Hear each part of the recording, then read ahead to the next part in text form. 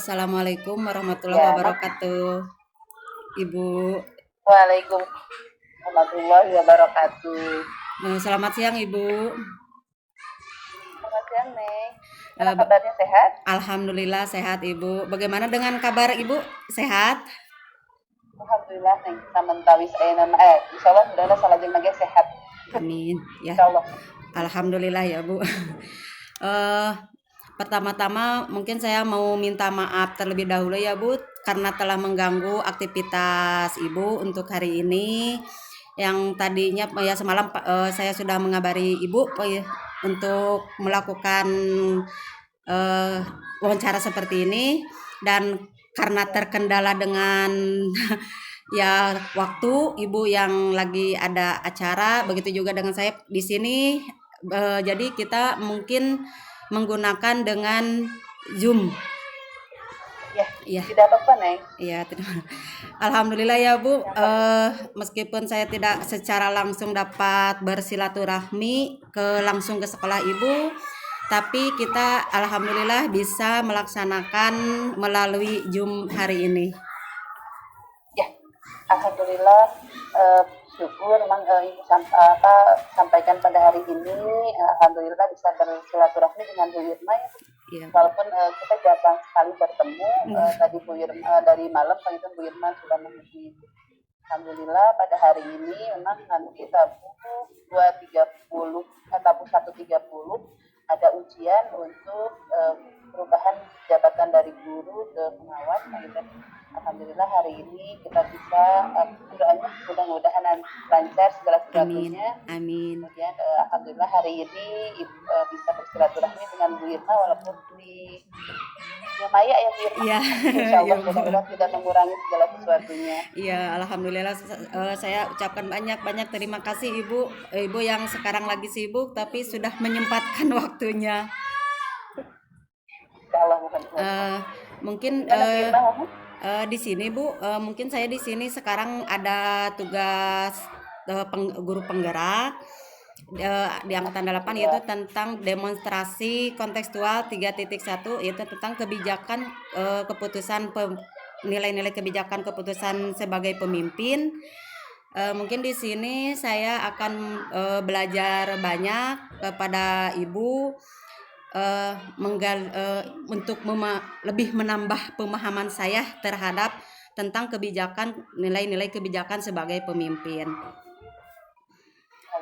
Karena Ibu sudah berpengalaman ya dalam mengambil keputusan.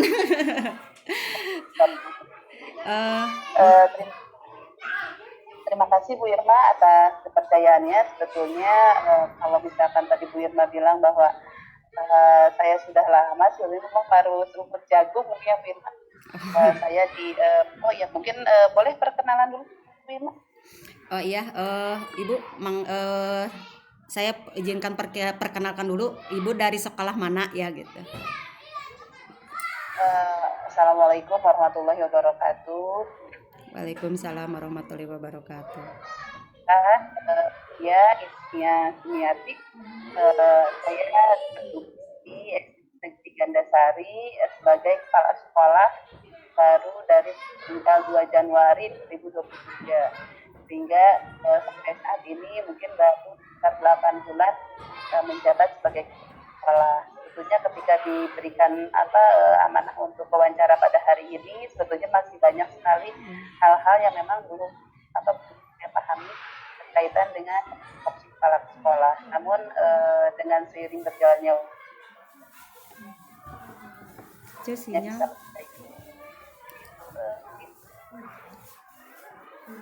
itu mungkin ada lagi yang lain. Ya, terima kasih Ibu. Mungkin perkenalannya dicukupkan pengen ya Bu.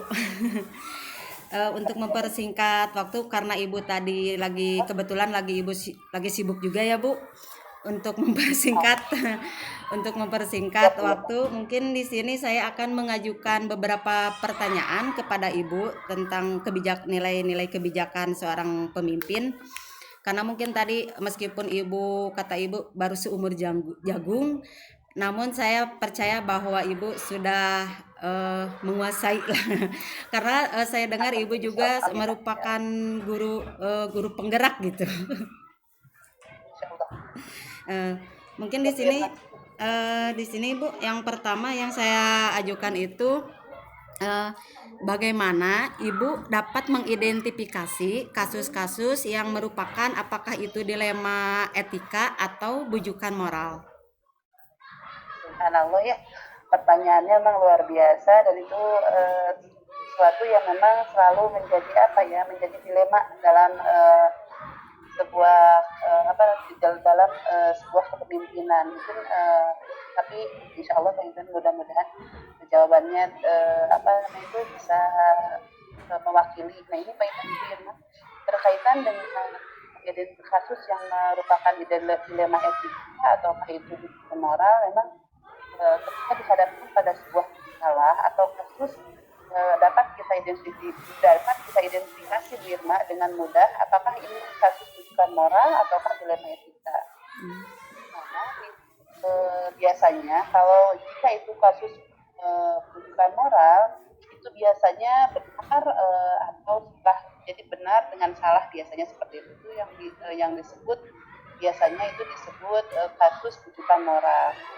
Nah itu yaitu sebuah situasi yang terjadi di mana seseorang dihadapkan pada situasi benar atau salah dan mengambil sebuah keputusan salah, harus mengambil keputusan salah satu yang dapat dilakukan adalah dengan cross check. Bagaimana caranya? Dengan cara di cross check, kemudian bagaimana pengambilan keputusan dan tindak lanjutnya itu seperti apa. Nah jadi memang kalau untuk rujukan moral itu harus di cross check dulu kebenarannya, kemudian nanti barulah dibuat pengambilan keputusan. Nah, sedangkan untuk dilema etika itu biasanya benar dengan benar. Jadi dilema etika mah ya ini benar, tapi ini juga benar gitu, sehingga dua-duanya benar. Nah itu yang biasanya kadang-kadang membuat kita iya ya dengan seperti itu bagaimana harus yang kita tindakan yang harus kita ambil. Biasanya yaitu sebuah situasi kalau dilema etika itu yaitu sebuah situasi yang dimana terjadi seorang dihadapkan pada situasi keduanya benar, namun bertentangan dan namun bertentangan dalam mengambil sebuah keputusan, sehingga ini benar, namun ketika mengambil keputusan itu bertentangan. Nah, salah satu yang dapat dilakukan adalah dengan cara musyawarah mufakat, sehingga kalau dilema etika itu dengan cross check, kalau rujukan moral itu dengan cross check benar atau salah, lebih mudah biasanya. Tapi kalau dilema etika itu biasanya dengan kekeluargaan. Itu Bu Irma mungkin yang berkaitan dengan kasus dilema etika atau rujukan moral. Itu Bu Irma. Oh, iya Bu, terima kasih. Jadi ya kalau bujukan dilema yang lebih sulit itu mungkin dilema etika ya Bu. Karena kita harus lebih meng-cross check dulu gitu. Betul benar Iya. atau salah Iya. suatu kejadian itu. Mungkin itu Bu Irma. Iya. Dan yang pertanyaan yang selanjutnya Ibu, yang saya ini bisanya apakah coba Ibu, saya ingin Ibu menceritakan bagaimana Ibu biasanya mengambil keputusan yang tadi antara dilema etika atau yang sama-sama benar, terutama yang dihadapkan dengan kasus-kasus di mana kasus tersebut atau dua-duanya mengandung kepentingan sama-sama benar gitu, atau mengandung nilai kebijakan, kedua-duanya nilai kebijakan. Oh, itu Bu Irma, memang ketika seperti itu kita memang agak sulit dalam mengambil keputusan. Namun alhamdulillah pernah bergabung bersama guru ya, ikut diklatnya waktu angkatan 4 memang lumayan lama jangka waktunya, sebenarnya memang 9 bulan, kemudian tapi pada pelaksanaannya kita tuh sampai 1 tahun 4 bulan. Sehingga selama 9 bulan itu alhamdulillah banyak sekali ilmu yang bisa didapatkan. Salah satunya yaitu tadi ketika Bu Irma bagaimana nih langkah-langkahnya untuk supaya nilai-nilai kebijakan itu bisa tercapai dengan baik. Nah, yang dilakukan salah satunya yaitu berdiskusi dengan Dewan Guru, kemudian dengan sehingga nanti akan ketahuan titik terang langkah-langkah itu diambil, maka itu nanti akan semakin terlihat titik terangnya. Oh, iya. Ya, terima. Berdiskusi. Ya, Yang dilakukan adalah berdiskusi dengan Dewan Guru, staff, kemudian dengan komite sekolah dan dengan yang lainnya. Yang diterapkan adalah 9 langkah yang ditempuh dalam pengambilan dan penelitian. Oh iya Bu, terima kasih. Jadi kita yang utama itu berarti jadi tidak lepas dari berdiskusi ya Bu. Betul Bu Irma, mohon iya betul berdiskusi. Itu adalah salah satu hal yang paling pokok dalam pengambilan keputusan. Iya. Mungkin kata Ibu tadi ada langkah-langkah ya Bu, ada langkah-langkah atau 9 langkah-langkah dalam mengambil keputusan. Menurut Ibu langkah-langkah atau prosedur seperti apa yang biasa Ibu lakukan selama ini? Ini ya Bu Irma, itu ternyata pertanyaan ke satu, pertanyaan kedua berarti saling berkaitan ya Bu Irma. Iya. Nah, ini yang saya ingat tentang 9 langkah pengambilan keputusan. Yang pertama yaitu mengenali nilai-nilai yang saling bertentangan. Dan nilai benar atau salah itu kan pasti bertentangan. Jadi yang pertama itu mengenali dulu nilai-nilai yang saling bertentangannya itu apa sih dari permasalahan itu. Kemudian yang keduanya lagi menentukan siapa yang terlibat dalam situasi ini. Misalkan siapa sih yang terlibat dalam masalah ini tuh nanti kita tentukan siapa saja yang terlibat sehingga nanti akan terlihat. Tadi pertama kita lihat nilai-nilai saling bertentangannya itu apa. Kemudian yang kedua menentukan siapa saja yang terlibat dalam situasi ini. Kemudian yang ketiganya mengumpulkan fakta-fakta yang relevan dengan situasi ini. Fakta-faktanya kita tidak mengambil hanya dari salah seorang, tapi kita ambil dari pihak yang lain yang sekiranya memang terlibat dalam situasi ini. Nah, yang keempatnya yaitu pengujian benar atau salah. Nah, nanti setelah mendapatkan fakta baru kita mengetahui benar atau salah kejadian-kejadian seperti ini tuh nanti harus kita bagaimanakan sehingga nanti setelah pengujian benar atau salah, kemudian yang kelimanya pengujian paradigma benar lawan benar. Jadi kita coba walaupun misalkan kita dalam posisi misalkan sama-sama merasa benar, nah maka kita harus menguji paradigma benar lawan benar. Jadi kita coba kita positive thinking bagaimana supaya hal ini jangan sampai misalkan kita nanti terjebak oleh memberikan keputusan yang salah sehingga kita harus positive thinking. Jadi yang kelima itu pengujian paradigma benar lawan benar itu harus kita pertimbangkan. Nah, kemudian yang keenamnya melakukan prinsip-prinsip resolusi. Nah, prinsip-prinsip resolusi itu nanti itu biasanya nanti akan resolusinya bagaimana itu akan nanti kita bahas selanjutnya. Kemudian yang ketujuh yaitu investigasi opsi dilema.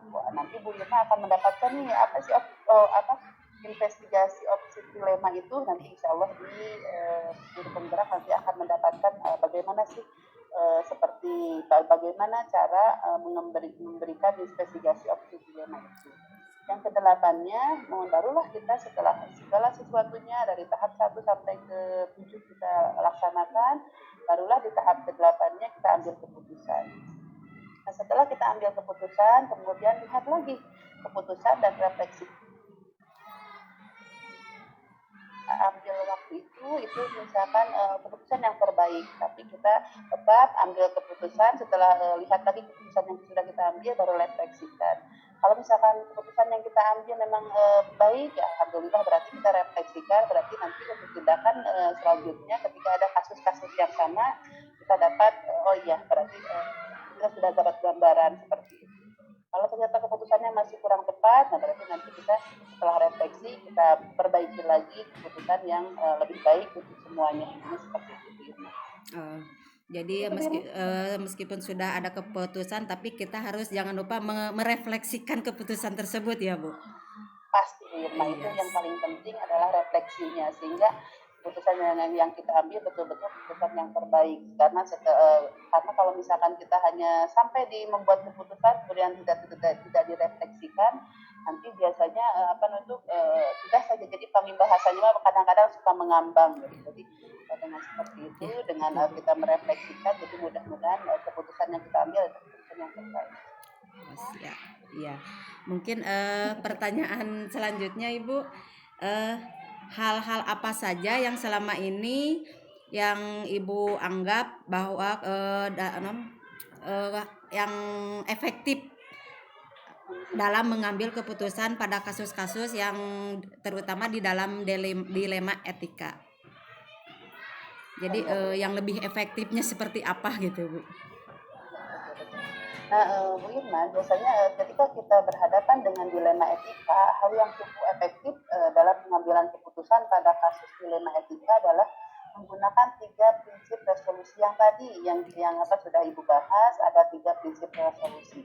Yang pertama yaitu berpikir berbasis hasil akhir. Jadi kalau misalkan ketika dulu kata PP-nya Ibu dulu, jadi berpikir berbasis hasil akhir. Jadi ketika kita memimpikan sesuatu, maka kita berjalan itu secara mundur. Jadi dari hasilnya dulu, nanti kita pengen seperti apa, baru kita buat rencana. Jadi akhirnya dulu kita pengen seperti apa, setelah dari akhir baru kita susun rencana dari depan itu, dari rencana yang kita inginkan, kemudian susun ke belakang sampai pada titik hari ini. Seperti itu. Yang pertama itu berpikir berbasis hasil akhir. Jadi hasil akhirnya ingin seperti apa, kita tentukan. Yang kedua, berorientasi pada aturan yang benar. Dan ketika kita mengambil sesuatu keputusan, jangan sampai kita melenceng dari aturan yang benar. Jadi sehingga aturan-aturan itu harus kita pertahankan. Nah, yang ketiganya mengutamakan rasa peduli. Nah, jangan lupa juga itu yang terakhir, yang paling harus kita tegakkan adalah kita saling temposiro istilahnya. Nah, jadi kita harus mengutamakan rasa peduli. Jadi jangan sampai kita mengutamakan keegoisan kita. Dan itulah tiga prinsip resolusi yang bisa dilakukan. Yang pertama yaitu tadi berpikir berbasis hasil akhirnya dulu, kemudian berorientasi pada aturan yang benar. Yang ketiganya mengutamakan rasa peduli, yaitu rasa temposiro terhadap makan ataupun misalkan terhadap sesama. Kemudian juga memperhatikan dampak jangka panjang juga merupakan hal yang efektif. Jadi kita lihat dulu ketika kita mengambil keputusan seperti ini, apakah jangka panjangnya akan seperti apa. Nah, itu juga harus kita perhatikan.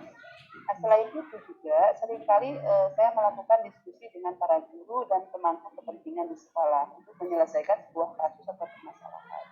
Kembali lagi Bu Irma, seperti kata Bu Irma tadi, kembali lagi berdiskusi lagi, karena hal itulah yang membuat suatu keputusan itu bisa lebih bijak karena kita ada masukan dari rekan-rekan yang lain. Mungkin itu Bu Irma. Oh iya, siap. Jadi dalam mengambil keputusan kita dalam yang lebih efektif itu jadi kita mengambilnya dari mundur dulu ya, Bu. Ya, Oh yang iya. hasil akhirnya dulu. Hasil akhir dulu. Apa? Iya. Iya.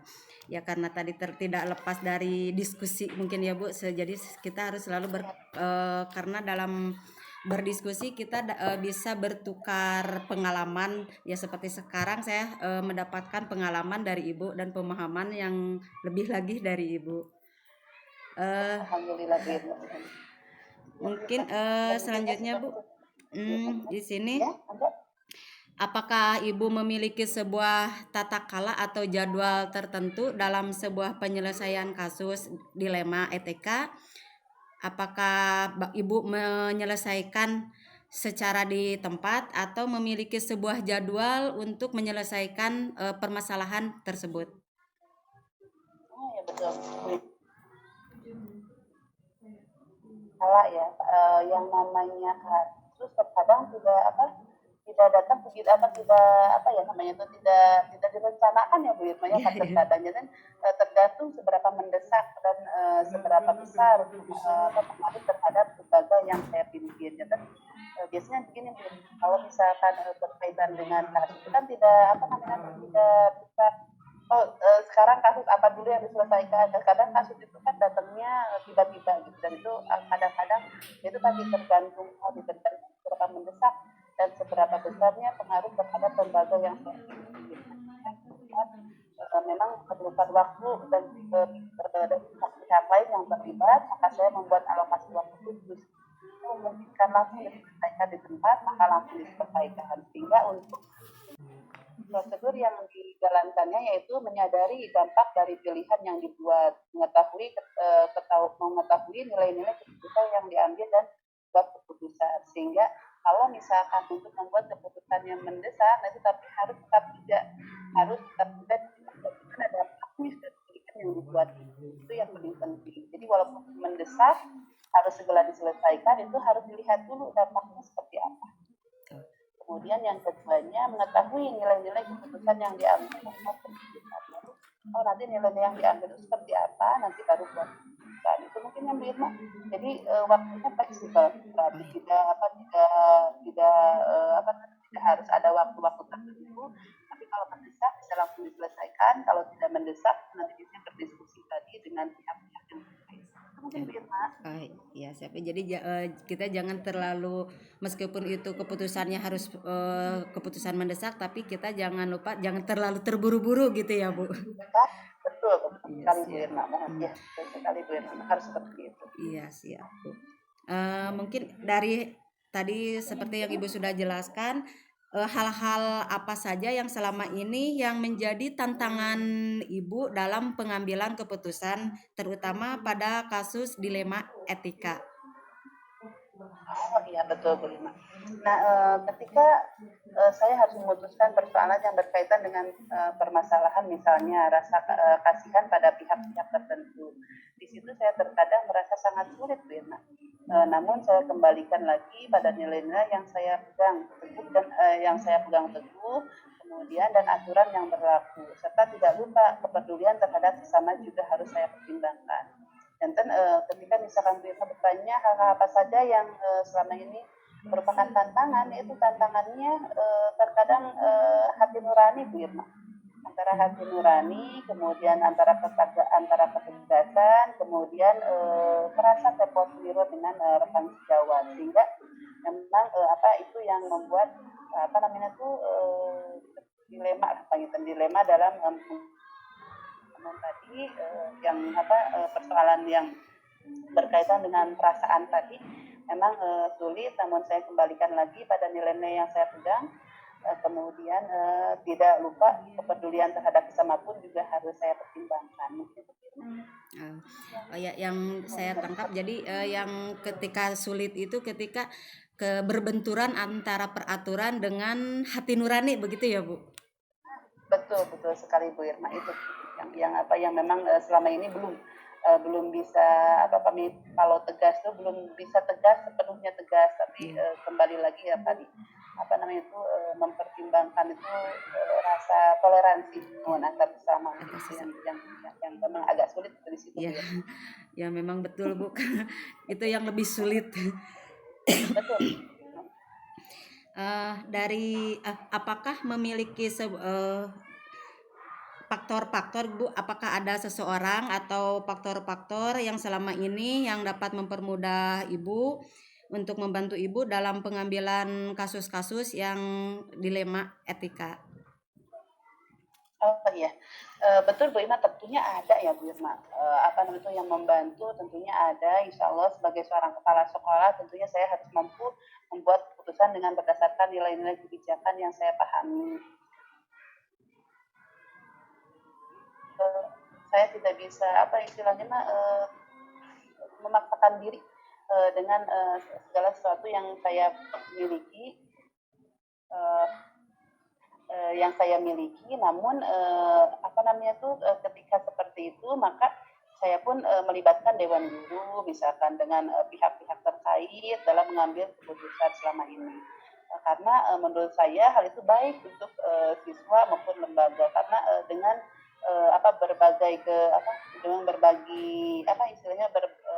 berdiskusi, kemudian dengan adanya sharing dengan rekan yang lain, itu mudah-mudahan akan baik untuk misalkan siswa-siswi dan lembaga yang saya pimpin. Itu Bu Irma, seperti itu. Iya siap Bu. Dari semua yang telah Ibu sampaikan, tentang dilema etika ataupun bujukan moral, mulai dari tadi prinsip ya Bu, prinsip atau sembilan keputusan dalam pengambilan keputusan.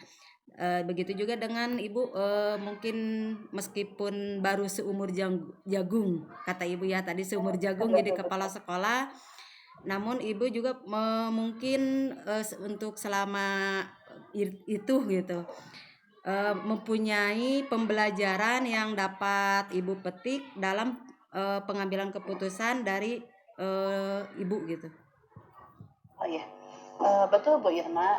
Apa itu walaupun baru beberapa bulan berlalu gitu, saya belajar memimpin sebuah lembaga, namun banyak sekali hal-hal yang memang bisa saya ambil dari pengalaman saya sebagai kepala sekolah.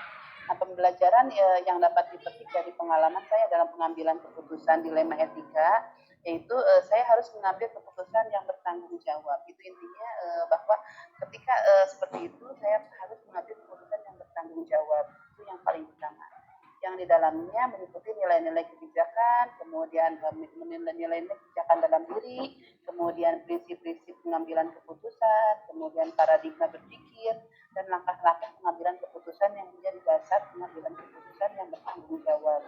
Jadi itu Firma yang paling utama itu intinya saya harus mengambil keputusan yang memang bertanggung jawab. Itu yang paling penting itu di situ kan. Sehingga ketika seperti itu, maka ketika saya mengambil keputusan, maka langkah yang selanjutnya yang akan saya lakukan adalah harus sesuatu yang dapat dipertanggungjawabkan. Sini tuh Bu Irma. Oh iya, terima kasih Ibu atas jawabannya. Ya mungkin alhamdulillah saya di sini hari ini meskipun dalam dunia maya, tapi alhamdulillah saya mendapatkan tambahan ilmu, tambahan pengetahuan dari Ibu yang lebih, meskipun kita terbatas waktu, namun alhamdulillah banyak pemahaman yang Ibu sampaikan yang saya tanggapi juga gitu.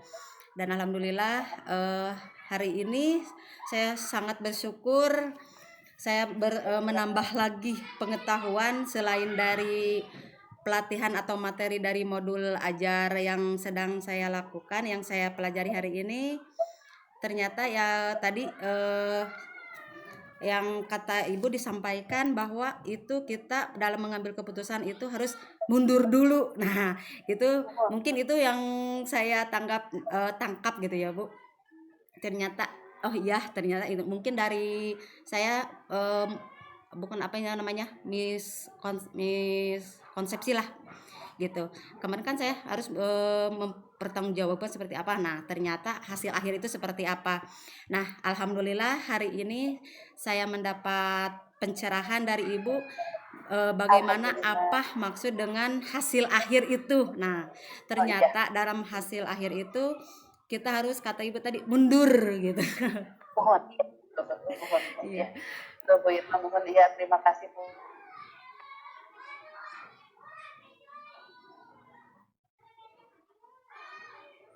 Sinyal.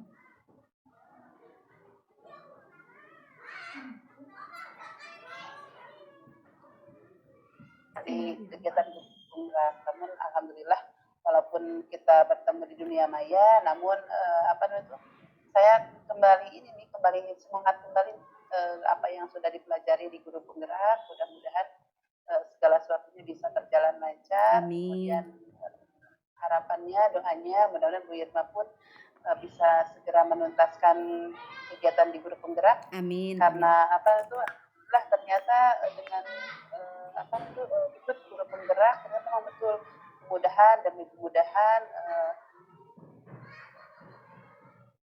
Dulu ikut guru penggerak rasanya berat, itulah 9 bulan ini kelasnya harus bolak-balik, kemudian harus mengerjakan LMS, memang perjuangannya sangat berat.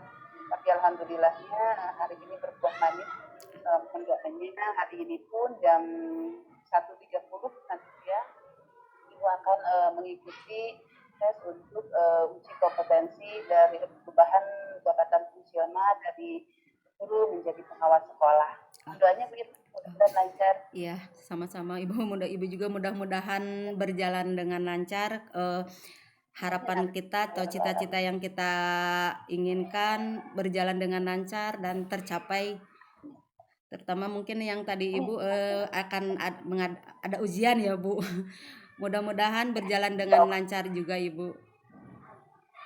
Amin, amin, amin. Terima kasih Bu Yatna. Ya, Alhamdulillah. Terima kasih. terima kasih. Terima kasih Bu Yatna. Ya, Yatna. mungkin dicukupkan sekian dulu ya Ibu pertanyaan atau wawancara yang telah kita lakukan. Mungkin saya juga untuk kedepannya akan lebih lagi menambah ilmu atau pengalaman dari Ibu. Tahu Mama enggak saya jawab waktu kemudian setelahnya terbuka enggak dan kita bisa sharing, saling berbagi ilmu. Insya Allah mudah-mudahan semuanya diberikan kelancaran. Amin, amin, amin. Ya, siap Bu. Mungkin karena terbatas dengan waktu yang tadi Ibu kebetulan lagi sibuk juga dan saya sebentar lagi mungkin masuk kelas juga ya Bu. Mungkin untuk hari ini kita siap. dicukupkan. Terima kasih banyak Ibu atas waktunya, atas pemahaman yang berbagi pengalaman Ibu kepada saya. Mudah-mudahan bermanfaat bagi saya, terutama saya bisa mengimplementasikannya dalam kehidupan sehari-hari, tidak hanya di sekolah mungkin ya Bu. Amin, amin, amin ya Allah ya. Siap Bu. Ya, terima kasih Ibu atas waktunya. Assalamualaikum warahmatullahi wabarakatuh. Waalaikumsalam warahmatullahi wabarakatuh. Enggak Ibu, hatur nuhun. Ya siap, mohon sami-sami Neng.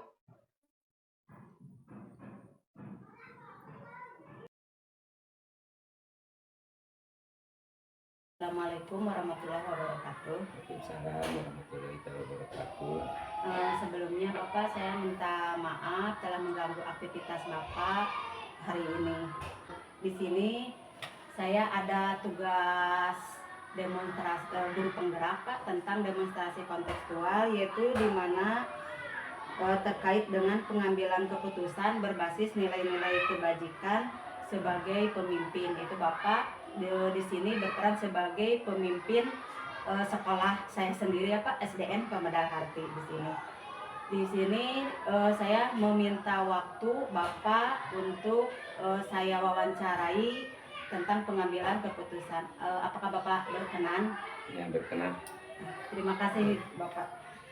Di sini ada beberapa pertanyaan yang akan saya ajukan kepada Bapak. Itu mungkin yang pertama yang saya ajukan itu selama ini bagaimana Bapak dapat mengidentifikasi kasus-kasus yang ada di sekolah kita, apakah itu merupakan dilema etika atau bujukan moral? Untuk mengidentifikasi antara dilema etika dan bujukan moral, itu Bapak mencari data-data penting dari kasus tersebut. Apa yang menjadi penyebab dan timbulnya kasus tersebut dengan cara bertanya dengan orang-orang yang terkait dalam kasus, kemudian melihat dari segi kasus yang terjadi dan pilihan keputusan yang muncul. Jika ada alasan yang masuk akal dan dibenarkan dalam aturan, maka itu masuk ke dalam dilema etika. Sedangkan jika alasannya tidak sesuai, maka masuk ke dalam bujukan moral. Bujukan moral itu kita dihadapkan dengan tindakan yang dianggap baik dalam masyarakat. Ya. Jadi yang namanya dilema etika itu kita harus menurut akal gitu ya Pak? Iya. Selanjutnya Pak, pertanyaan yang kedua, selama ini bagaimana Bapak menjalankan pengambilan keputusan di sekolah kita, terutama untuk kasus-kasus yang dua kepentingan itu benar, sama-sama benar atau keduanya memiliki nilai kebijakan? Sepertinya yang telah Ibu ketahui selama di sekolah kita, dalam menjalankan pengambilan keputusan itu harus dimusyawarahkan dengan guru-guru. Komite, kadang kita melihat orang tua murid yang terlibat dalam situasi yang terjadi agar mendapatkan pertimbangan dalam memutuskan suatu permasalahan.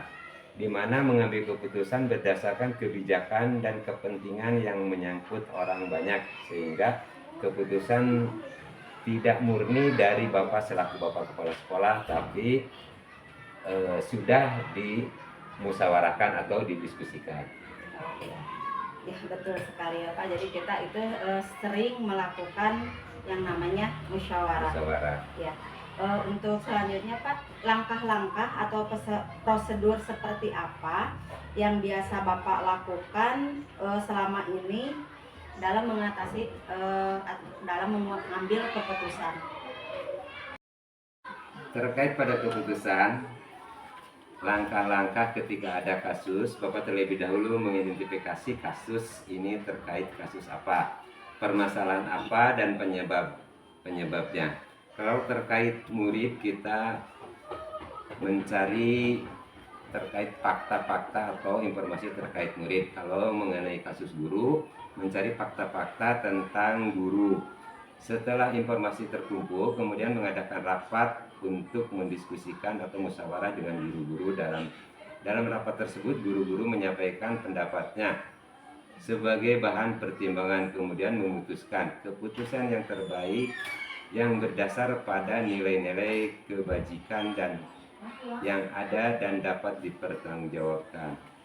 Untuk pertanyaan selanjutnya Pak, di sini hal-hal apa saja yang selama ini Bapak anggap efektif dalam pengambilan keputusan pada kasus-kasus dilema etika? Hal yang selama ini efektif dalam pengambilan keputusan adalah adanya komunikasi yang baik dengan seluruh warga sekolah, preventif sebelum terjadi permasalahan, dan musyawarah. Jadi bermusyawarah dengan warga sekolah, tindakan preventif sebelum terjadinya permasalahan. Jadi Bapak jadi mengidentifikasi dulu, setelah itu mengadakan secara komunikasi ya Pak, komunikasi yang baik. Yang selanjutnya Pak, hal-hal apa saja yang selama ini merupakan tantangan Bapak dalam mengambil keputusan dalam kasus-kasus dilema etika?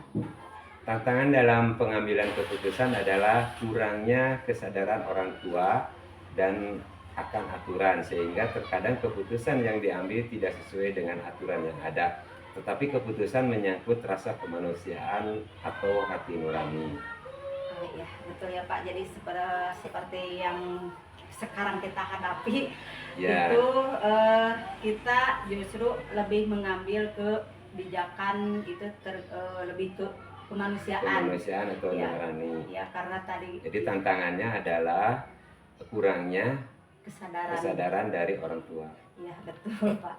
Selama ini kita itu yang paling utama, seperti minggu sekarang kita sedang menghadapi masalah kasus anak yang orang tuanya itu kurang akan kesadaran aturan di sekolah kita. Apakah Bapak memiliki sebuah tata kala atau jadwal tertentu Pak dalam sebuah penyelesaian kasus dilema etika? Apakah atau langsung menyelesaikan di tempat, atau memiliki sebuah jadwal untuk menyelesaikan bentuk atau prosedur seperti apa yang Bapak jalankan? Tidak ada jadwal khusus dalam menyampaikan kasus dilema etika. Kita akan dilihat dari kasusnya terlebih dahulu. Kalau kasus besar, mungkin menjadwalkan schedule untuk menentukan waktu. Kalau kasus besar dilaksanakan atau lakukan koordinasi dengan seluruh guru. Jadi pada intinya kita menyesuaikan dengan kasusnya. Oh iya.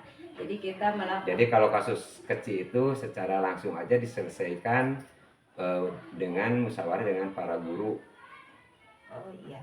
Jadi kalau kasus kecil atau ringan berarti diselesaikan secara langsung. Kalau kasus besar mengadakan schedule dan menentukan waktu untuk menyelesaikan kasus tersebut. Iya. Adakah seseorang atau faktor-faktor apa yang selama ini mempermudah Bapak dalam mengambil keputusan, terutama dalam kasus-kasus dilema etika?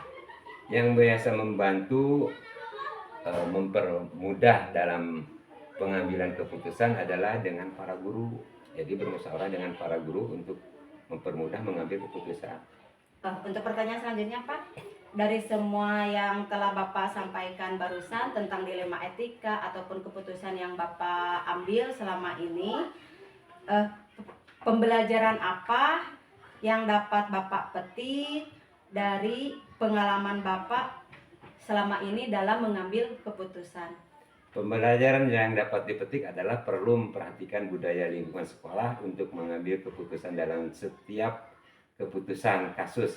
Dipertanggungjawabkan, tidak semua yang kita anggap benar itu benar karena harus dilihat dari berbagai sisi atau sudut pandang. Terkadang hasil keputusan yang diambil merasa kasihan dan dalam pelaksanaan pengambilan keputusan itu berdasarkan hasil musyawarah yang mana memperhatikan kepentingan orang banyak. Jadi pembelajaran yang Bapak petik selama ini dalam mengambil keputusan itu, kita itu harus dalam sebuah keputusan itu harus lebih bertanggung jawab gitu Pak, atau mempertanggungjawabkan apa yang Bapak ambil gitu. Ya. Untuk pertanyaan yang terakhir Pak, rencana ke depan Bapak dalam mengambil keputusan itu mau seperti apa? Rencana untuk ke depan dalam menyelesaikan masalah atau kasus, Bapak akan melihat pada 3 prinsip kebijakan, 4 paradigma, dan dalam mengambil keputusan akan melakukan 9 langkah seperti apa saja, seperti apa yang sudah Ibu Irma sampaikan. Contohnya dalam 3 prinsip, yaitu prinsip berbasis aturan, berbasis keadilan, dan berbasis kasihan atau nurani. Itu mungkin untuk rencana ke depan Bapak melaksanakan. Ya, terima kasih Bapak. Itu mungkin pertanyaan yang terakhir. Terima kasih juga atas waktunya. Alhamdulillah hari ini saya dapat mengambil hikmah atau pembelajaran di mana cara Bapak dalam mengambil keputusan di sekolah kita, yaitu di SDN Pemadal Harti. Selanjutnya saya mengucapkan banyak terima kasih Bapak atas waktunya. Mudah-mudahan saya juga untuk kedepannya bisa lebih bijaksana lagi dalam mengambil keputusan seperti yang telah Bapak sampaikan. Saya mungkin akan memetik pembelajaran dari Bapak, cara-cara atau kebijakan-kebijakan yang harus dilakukan dalam mengambil keputusan. Sama-sama. Mudah-mudahan dengan adanya program guru penggerak pendidikan khususnya di SDN Pemadal Harti lebih meningkat. Amin. Ya, terima kasih Bapak waktunya ya. Assalamualaikum warahmatullahi wabarakatuh. Waalaikumsalam warahmatullahi wabarakatuh.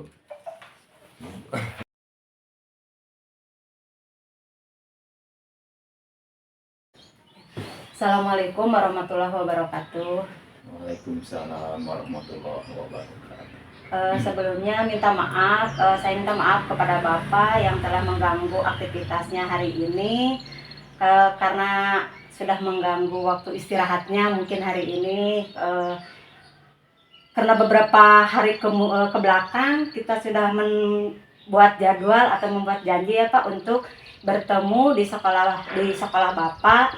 Namun ketika ada beberapa hal, sudah 3 kali ya Pak kita bikin janji, namun gagal lagi.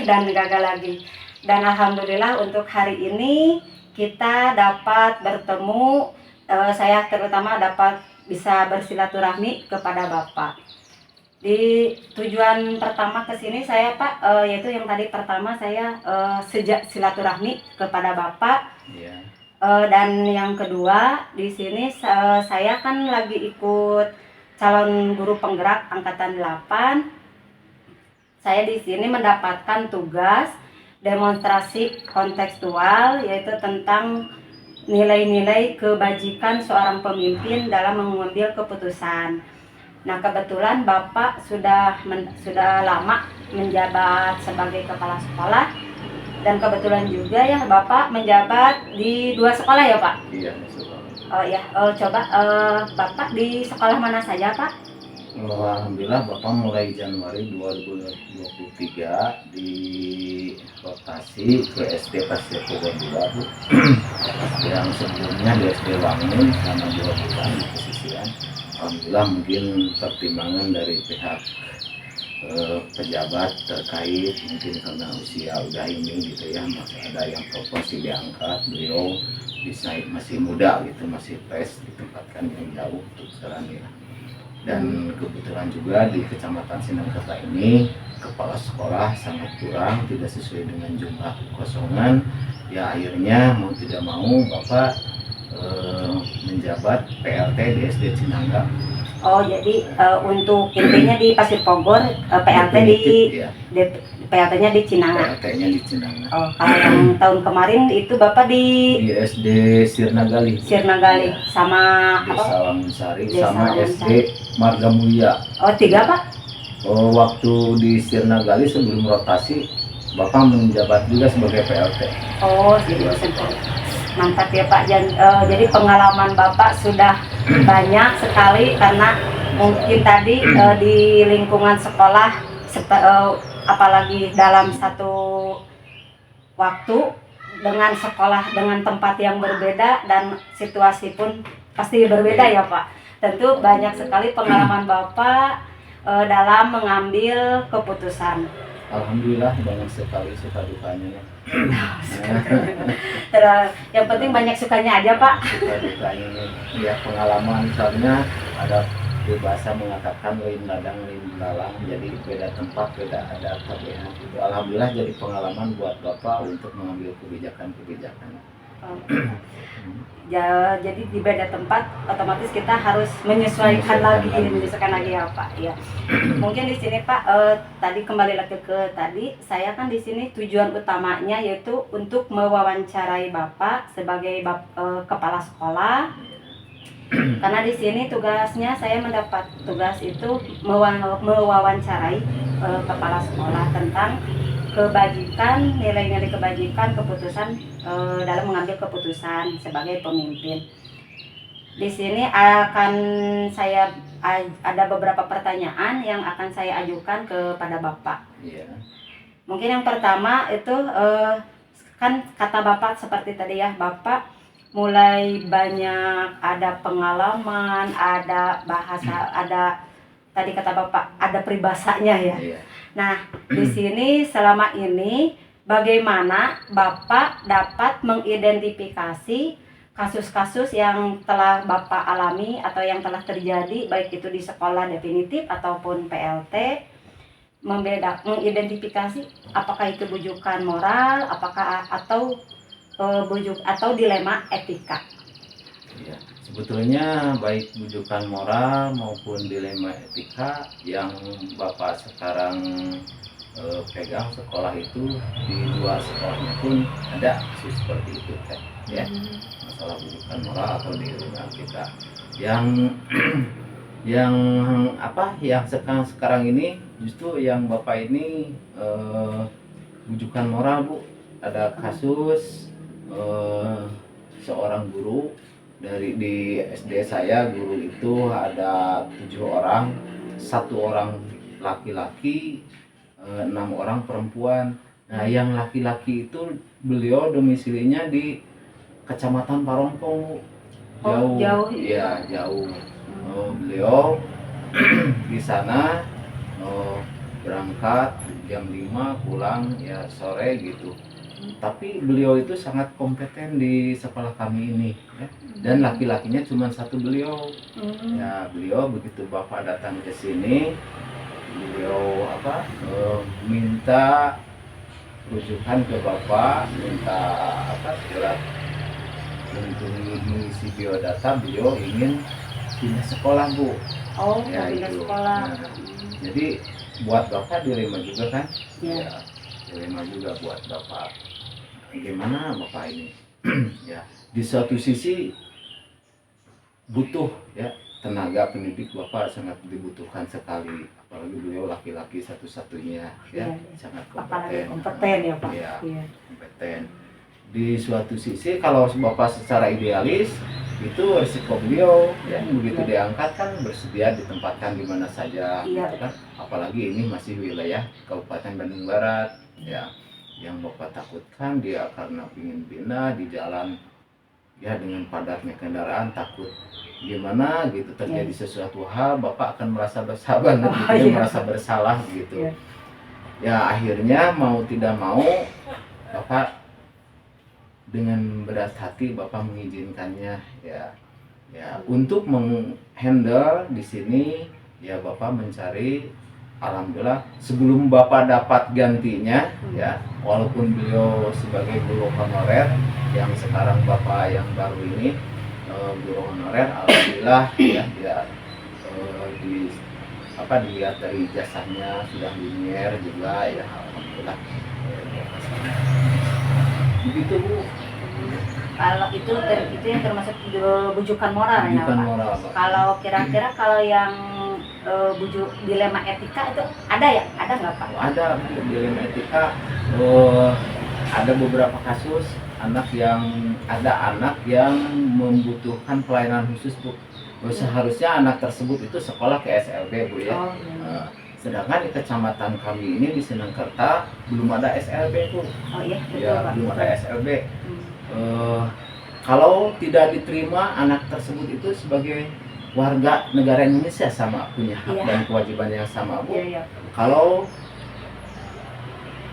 diterima di sekolahnya, beliau itu selalu mengganggu pada teman-temannya, selalu mengganggu pada teman-temannya, sehingga banyak orang tua merasa keberatan Oh di iya. sekolah itu. Ya, pasti. Banyak orang tua merasa keberatan sampai ada orang tua yang mengancam ya kalau tetap orang tersebut, Bapak tidak sebutkan namanya ya, Iya.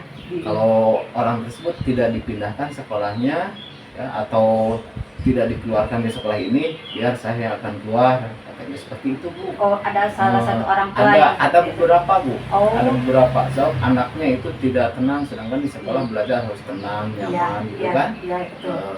Anak tersebut itu selalu mengganggu, sudah berbagai cara anak tersebut di BP Bu.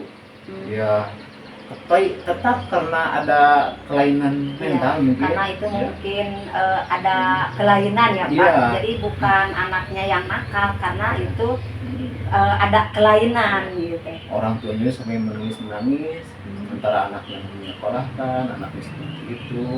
Memang bukan keinginan ibu dan anaknya seperti itu. Iya, iya, Takdir dari Allah. Iya. Ya akhirnya Bapak bersama Balai mengadakan musyawarah. Akhirnya alhamdulillah sekarang dilaksanakan secara daring dan Oh. luring anak tersebut. Pak, jadi anak yang Nakal itu ya, jadi di belajarnya secara daring. Ya, Oh, jadi beliau dikeluarkan tidak, tetap sekolah, mengganggu pada teman-temannya tidak. Alhamdulillah ibunya juga mengerti beliau. iya, Alhamdulillah. jadi Seperti itu. dilemanya di lain pihak aturan kita ya Pak. Iya. Ya, karena kita bukan termasuk sekolah yang menerima yang anak yang berkebutuhan khusus. Khusus. Tapi di sisi lain Kalau- anak tersebut butuh pendidikan Di juga. pendidikan, kalau tidak diterima ya kan di sini belum ada. Mudah-mudahan saja ke depannya mungkin tidak hanya di sekolah kami saja, mungkin Bapak juga sudah ngobrol-ngobrol sama Bapak pengawas. Seandainya ada di sekolah lain, kalau ada untuk satu kelas atau bagaimana ya untuk pihak pemerintah. Mudah-mudahan ya Pak ada solusinya untuk kita semua, Amin. terutama untuk yang anak berkebutuhan khusus gitu. Nah, untuk pertanyaan selanjutnya, biasakah Bapak ceritakan bagaimana biasanya Bapak menjalankan dalam mengambil keputusan di sekolah Bapak, yang mana tadi ketika dihadapkan dengan yang kedua-duanya sama benar atau kedua-duanya kasus tersebut itu memiliki kebajikan yang sama gitu Pak. Kalau Bapak, walaupun kepala sekolah itu sebagai pemangku kebijakannya Bu ya, yang mengambil keputusan itu kepala sekolah, walaupun Bapak sebagai yang berwenang di sekolah tersebut, tetap Bapak selalu mengedepankan, mengutamakan musyawarah dengan Bapak Ibu guru. Jadi Bapak minta pendapat dari mereka-mereka itu, ya Bapak pertimbangkan secara matang-matang terbaiknya bagaimana ya. Jadi ada segi positif negatifnya, mana yang paling minimal negatifnya seperti itu Bu. Jadi dipinta dari Bapak Ibu guru yang lain juga diajak bersama untuk berbicara, memikirkan. Jadi duduk bersama Duduk memikirkan, bersama, memecahkan masalahnya ya Pak. masalah untuk mengambil keputusan. Tetap Bapak yang memutuskan, Mak. Iya, Gitu. tapi berbasis dengan nilai-nilai kebajikan ya Pak. Iya. Seperti itu. Selanjutnya Pak, langkah-langkah atau prosedur apa yang dapat Bapak lakukan atau yang sering Bapak lakukan dalam mengambil keputusan, terutama di kasus dilema etika? Jadi seperti tadi contoh yang kasus anak ya, Iya. kasus anak. Bapak selalu kepada orang tua yang mau pindah itu Bapak selalu beri pemahaman dulu ya, kepada beliau itu beri pemahaman sambil Bapak mencari caranya supaya beliau itu mereka tidak cepat merontak gitu ya. Juga kepada ibu orang tua yang anaknya berkebutuhan khusus juga, Bapak memberi penjelasan dulu. Jadi tidak begitu langsung kasih saran seperti belajar di rumah, beliau juga tidak langsung menerima Bu. Oh, iya. Ya, dengan cara penjelasan, kita pendekatan dari pihak sekolah dengan orang tua tersebut, ya alhamdulillah beliau itu menerima ya. Itu pun Bapak ada jalan seperti ini setelah musyawarah dengan Bapak Ibu guru, terutama kebetulan ibu gurunya itu yang menjadi wali kelasnya Bu. Ya, beliau ibu guru, beliau sanggup, siap, di samping daring juga dalam seminggu 2 kali beliau luring juga berkunjung ke rumah. Oh gitu. Ke rumah anak tersebut Bu, seperti itu. Oh, jadi langkah-langkah Bapak itu jadi mengidentifikasi dulu, terus mencari solusi dari berbagai ya pihak ya Pak, dan melakukan pendekatan. Kemudian Bapak juga menanyakan kepada guru atau wali kelas yang bersangkutan untuk kesiapannya, dan alhamdulillah guru tersebut siap gitu ya. Dan akhirnya juga Bapak memutuskan bahwa untuk tidak mengeluarkan atau mempertahankan anak tersebut. Alhamdulillah sangat bijaksana sekali Bapak. Jadi jadi untuk orang tua yang orang tua yang tadi yang mempunyai anak yang seperti itu berarti merasa tenang ya Pak, karena puas dengan hasil keputusan Bapak, anak tersebut bisa dapat sekolah meskipun di daring, hanya di rumah. Hal-hal apa saja yang selama ini Bapak anggap efektif dalam menyelesaikan suatu permasalahan, terutama ya tadi kan yang paling berat itu, yang paling sulit itu dilema etika ya Pak. Ya. Cara yang efektifnya seperti apa gitu Pak? Dilema etika yang anak itu ya? Ya, ya sih tidak hanya dilema etika yang ini aja, misalkan yang dilema etika yang lain boleh atau dari kasus-kasus yang lainnya gitu Pak, tapi termasuk ke dalam dilema etika. Cara yang lebih efektif menurut Bapak itu seperti apa gitu? Supaya dari suatu masalah supaya tidak muncul masalah-masalah yang baru Bu, Bapak selalu mengedepankan ya dengan tabayun Bu. Tabayun ya, selalu mengedepankan hal seperti itu. Adapun hasilnya alhamdulillah dapat dirasakan. Jadi tabayun ya Pak. Iya. Nah, selanjutnya Pak, hal-hal apa saja yang selama ini menjadi tantangan Bapak dalam mengambil keputusan, baik itu dilema etika ataupun bujukan moral, baik itu kasus yang anak ataupun kasus-kasus yang lain, tantangannya apa gitu? Tantangannya seperti contoh Bapak yang mau pindah tadi ya, Pak Guru Basna. Tantangannya ya Bapak resikonya yang mana tadi tidak ada anggaran, sudah diminimalisir anggaran untuk belanja pegawai, sudah cukup. Akhirnya karena beliau yang guru PNS itu mutasi, ya Bapak mencari untuk sementara ini mencari guru honorer. Ya otomatis beban sekolah itu bertambah, Bu. Jadi tantangannya harus lebih mencari lagi menggantinya karena itu beliau yang guru tersebut yang pindah merupakan guru yang kompeten ya. Kompeten juga PNS. Oh, Ya. PNS juga. Jadi setiap hari beliau itu berangkat dari sana, Pak? Berangkat dari sana ya, karena beliau di sana pada punya anak-anak, mendidik anak santri, jadi mengajarkan agama juga di rumah gitu, punya majelis taklim. Oh, jadi beliau itu seorang, kalau kita seorang ustadz gitu ya, Pak? Ustadz, padahal beliau itu sebagai guru umum.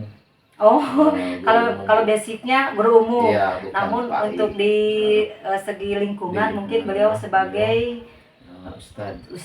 Ya, dan di sini juga setiap hari Jumat kan suka diadakan duha bersama, beliau yang memandunya gitu. Gitu. Itu yang menjadi apa? Tantangan terberat ya, Pak. Jadi bisa mencari lagi. Akhirnya sekarang Bapak kerjasama dengan masyarakat, Bu. Jadi dengan orang tua, lingkungan masyarakat, Bapak konsultasi juga, ada Ustadz, alhamdulillah diberdayakan di sekolah beliau itu setiap hari Jumat, Bu, penggantinya seperti itu. Oh iya, mantap sekali, Pak. Pengambilan keputusan Bapak yang selama ini. Pertanyaan selanjutnya, Pak, apakah Bapak memiliki sebuah tata kala atau jadwal tertentu dalam sebuah penyelesaian kasus, di mana terutama dilema etika ya, Pak? Apakah secara langsung menyelesaikannya di tempat atau memiliki sebuah jadwal untuk menyelesaikan permasalahan tersebut? Masalah sebetulnya tidak ada jadwal, Bu, sebab kasus itu kadangkala datang secara tiba-tiba gitu, muncul gitu. Jadi tidak ada jadwal, itu mah hanya fleksibel saja, yang bila mana ada kasus baru kita hadapi. Untuk menghadapi kasus berat, Bapak menghadapinya seperti apa? Alhamdulillah sebetulnya tidak ada kasus-kasus yang berat. Kalau untuk yang kasus ringan seperti apa gitu, Pak?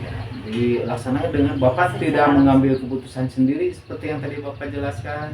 Jadi Bapak selalu minta masukan, saran dari rekan-rekan guru. Jadi Bapak tidak secara langsung menyelesaikan, tapi sendiri. Bapak secara bermusyawarah dulu ya, Bu. Iya, Ya, jadi kalau untuk penyelesaiannya fleksibel ya, Pak. Nah, apakah ada seseorang atau faktor-faktor apa yang selama ini mempermudah Bapak dalam memutuskan pengambilan keputusan dalam kasus-kasus? Ada, Bu. Jadi di samping stakeholder sekolah, di samping guru, tenaga kependidikan, Bapak juga tidak lepas komunikasi dengan komite sekolah. Sebab Bapak komite sekolah itu sebagai wakil dari pihak orang tua murid, Bu, ya. Jadi minta pendapat, masukan, saran dari komite sekolah juga, Bu. Tapi masalah apa tadi yang ditanyakan? Faktor-faktor kebijakannya itu mungkin Bapak selalu memperhatikan untuk kebajikan, untuk kebajikan bersama ya, dari pihak orang yang punya masalah seperti yang tadi mengganggu teman-temannya, juga untuk kebajikan teman-teman yang sekelas banyak, walaupun anak tersebut yang sekarang belajar di rumah itu ya mungkin sisi negatifnya hubungan sosial dengan teman-temannya kurang, Bu, ya karena beliau di rumah.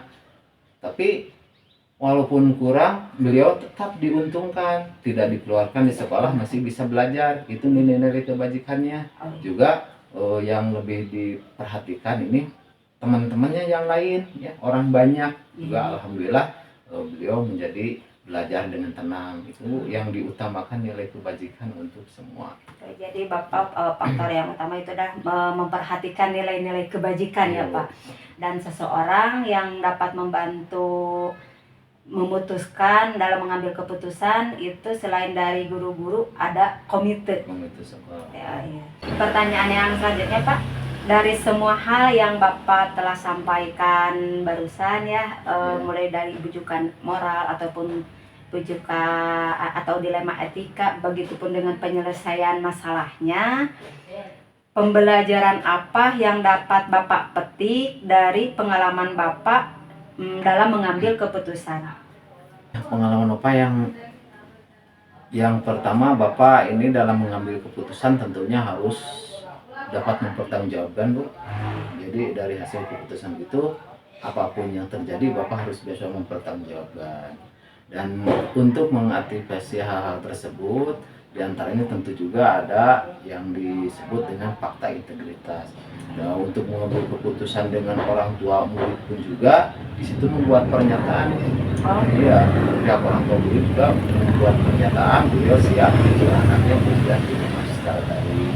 Jadi secara ada secara tertulis. Ya. Yang kedua ya yang tadi, jadi harus kebaikan yang secara universal. Jadi untuk dimanfaatkan, dirasakan manfaatnya untuk semua, Bu ya. Dan yang ketiga itu setelah beberapa hari berjalan ya oleh Bapak dievaluasi juga bagaimana gitu.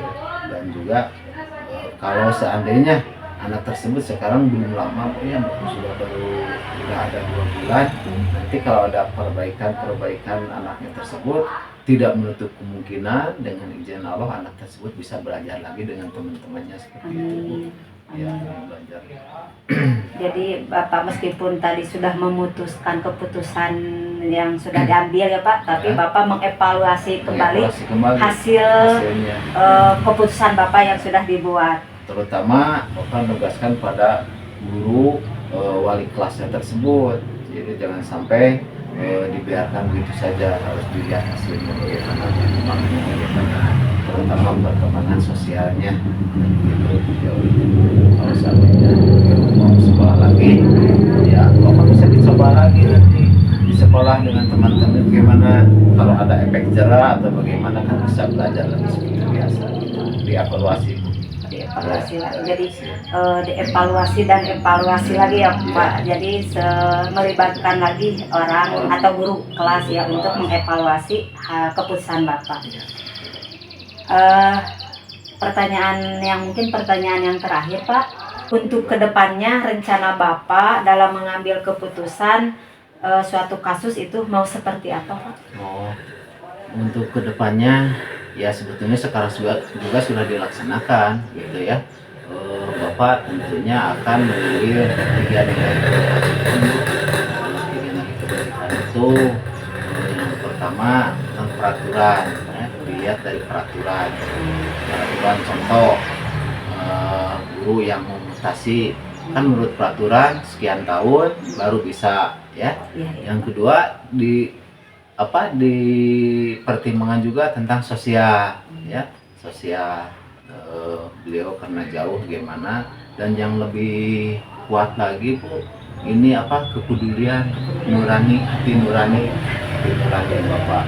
Kalau Bapak bisa mencari solusi penggantinya, ya apa salahnya lah gitu ya. Apa salahnya akhirnya Bapak mengizinkan keinginan beliau seperti itu. Yang berikutnya ada 4 paradigma dilema Bu, dilema etika. Kedepannya yaitu ada rencana kedepannya tentang individu atau kelompok. Di situ untuk kepentingan pribadi, dipertimbangkan juga untuk kepentingan kelompok orang lain, orang banyak, dipertimbangkan. Jadi segi positif negatifnya. Yang kedua yaitu rasa keadilan dan kasihan juga ya. Kalau itu selalu bertentangan Bu.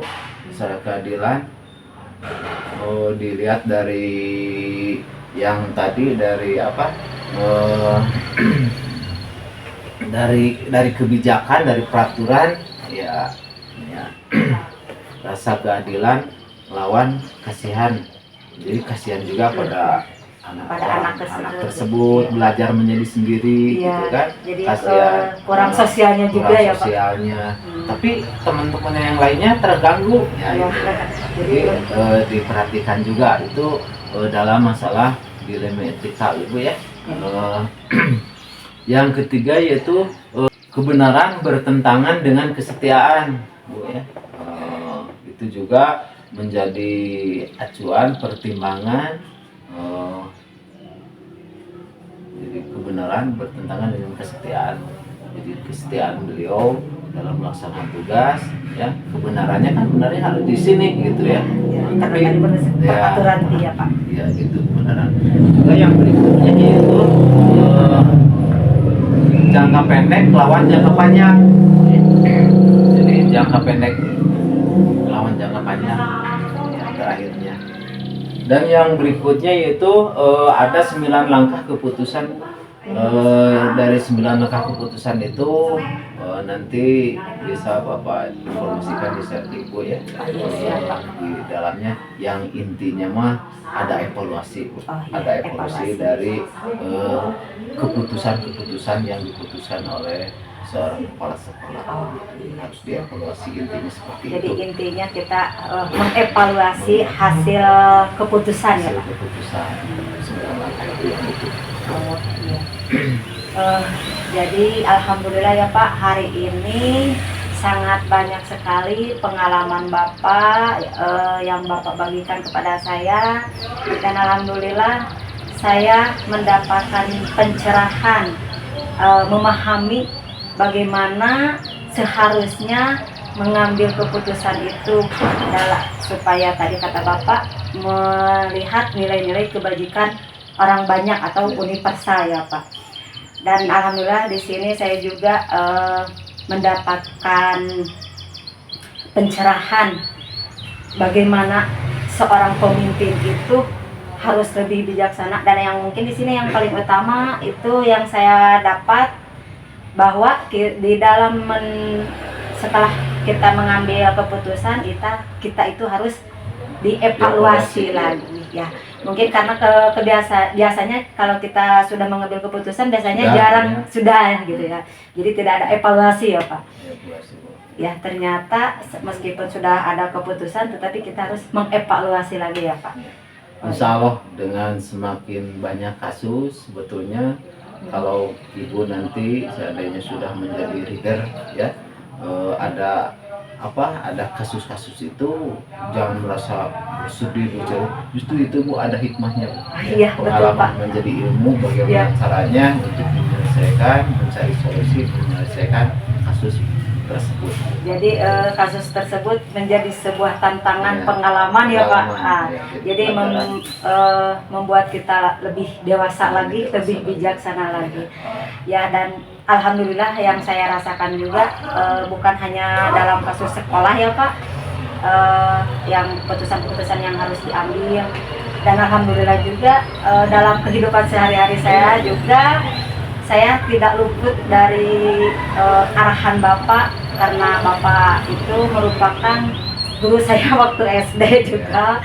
Dan alhamdulillah Bapak meskipun sudah menjadi kepala sekolah tapi masih tetap mau membimbing saya dalam mengambil sebuah kasus, sebuah penyelesaian gitu. Oh, ilmu mah tidak punya, cuman ya berbagi pengalaman saja, berbagi pengalaman. Alhamdulillah Bapak. Ya untuk masalah kebelakangnya juga dengan adanya bimbingan Bapak, arahan Bapak, ya terutama saya ya Pak selalu meminta pandangan di dalam setiap mengambil keputusan. Dan alhamdulillah Pak, pandangan dari Bapak saya laksanakan, dan alhamdulillah sangat terasa manfaatnya sampai sekarang gitu Pak. Terima kasih. Ya.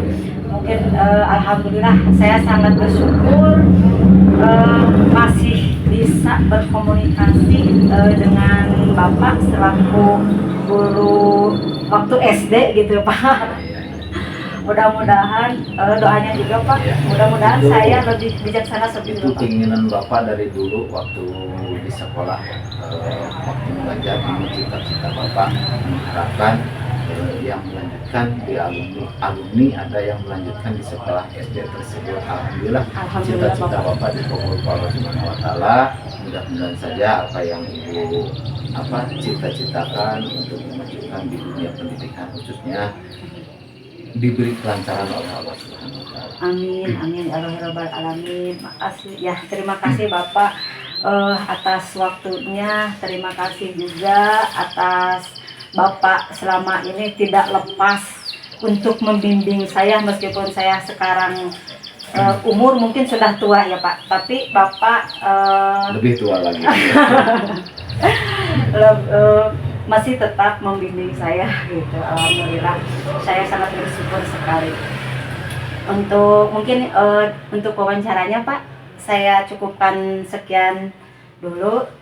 Terima kasih banyak atas waktunya, atas segala-galanya, dan mohon maaf juga Bapak karena kita 3 kali bikin janji gagal terus.